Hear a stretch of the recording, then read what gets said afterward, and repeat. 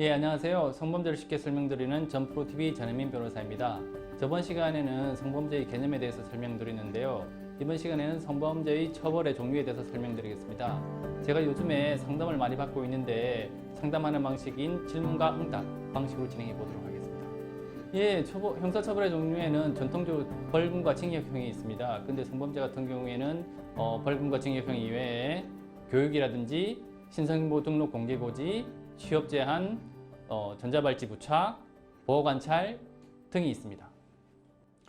기본적으로 형법이 있고 그 외에 특별법인 성폭력 범죄의 처벌에 관한 특례법 위반, 그리고 아동청소년 성보호에 관한 법률 위반, 그리고 아동복지법 위반이 있습니다.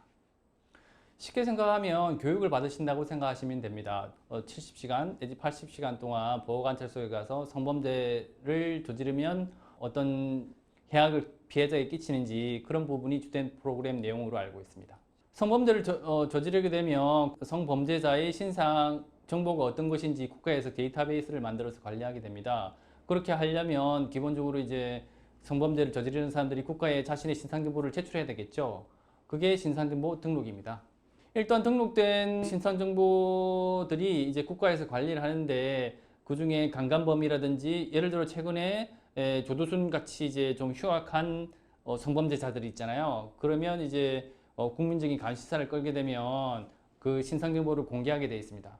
신상 정보 공개는 이제 판결을 거쳐서 하게 되는데 여가부에서 관리하는 성범죄자 알림이 사이트가 있습니다. 그 사이트에서 성범죄자들의 신상 정보를 공개하게 되어 있습니다. 말 그대로 특정 직업에 대해서 취업을 하지 못하게 되는 경우입니다.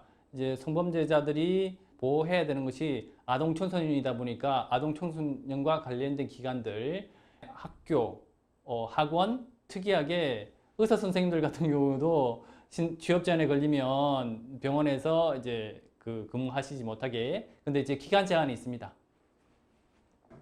예, 법률상으로는 가능합니다. 근데 실질적으로 위치 추적 전자장치라고 하는 게 전자발찌라는 표현을 쓰는데 항상 24시간 동안 사람 신체에 무엇인가를 부착되어 있는 상태에서 위치 추적하게 되어 있거든요. 그래서 상당히 중요한 인권 침해적인 요소가 있죠. 그래서 단순 강제추행 같은 경우에는 법원에서 선고를 잘 하지 않고 주로 강간 이상, 강간이라 뭐 이제 연쇄 강간, 뭐 주로 이런 강간 상해라든지 그런 분들이 주로 전자발찌를 차게 됩니다. 횟수가 많으면 신상정보 공개가 될 수도 있는데 이제 주로 법원의 판결의 경향이 이전에는 주로 신상 공개를 이제 적극적으로 했었는데 그 파급 효과가 실질적으로 크다 보니까 법원에서 좀 신중하게 하는 그런 추세입니다. 그래서 단순 강제추행 같은 경우에는 법원에서 이제 좀 신중하게 잘 하지 않는 경향이 좀 있는 것 같습니다.